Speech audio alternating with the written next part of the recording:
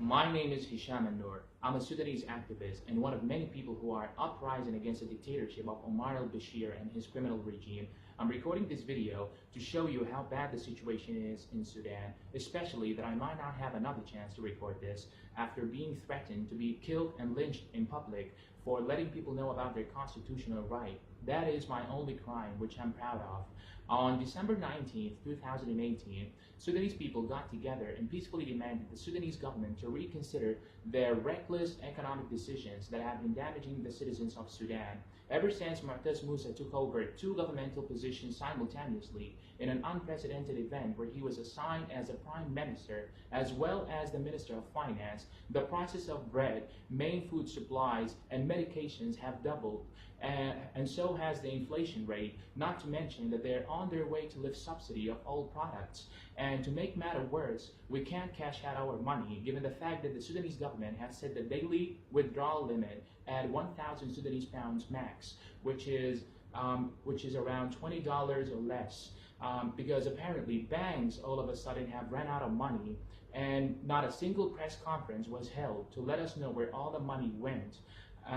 So for the reasons mentioned, Sudanese people could no longer bear the excessive everyday life struggles, and economists anticipated imminent famine and a financial crisis, and so was the case indeed. I mean, the inflation rate has gone up so high that the Sudanese government has recently printed new banknotes of hundreds and 200s with no regards to the aftermath of going into such risky procedure. With that being said, the Sudanese masses practice their constitutional right of expressing themselves freely and peacefully. We're currently having full doctors and pharmacists strike.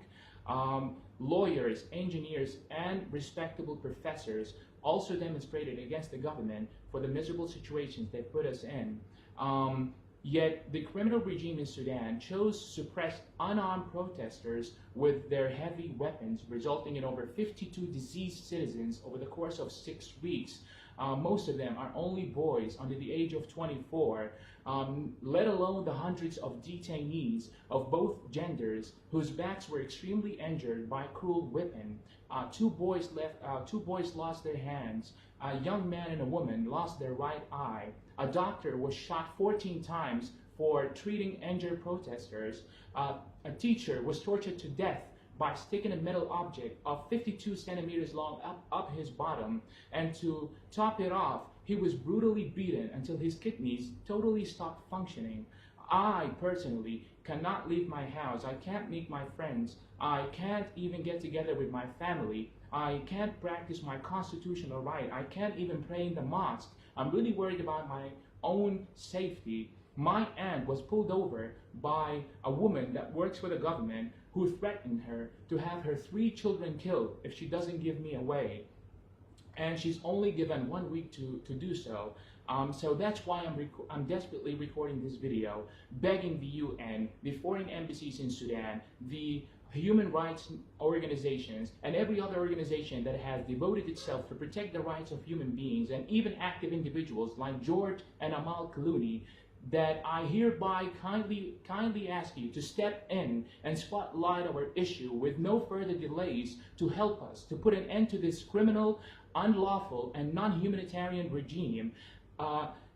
For we are slowly being driven to a genocide for only asking peacefully to be given back our dignity as individuals, as people, as humans.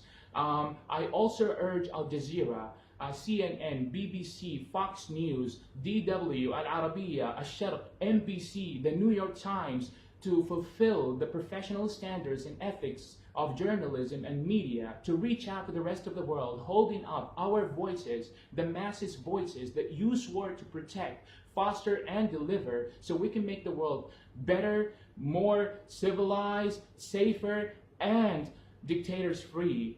We have another march coming up on Thursday, February 7th, which is tomorrow. It's located at the Arabic Market at 1 o'clock. Help us not to get killed in the streets.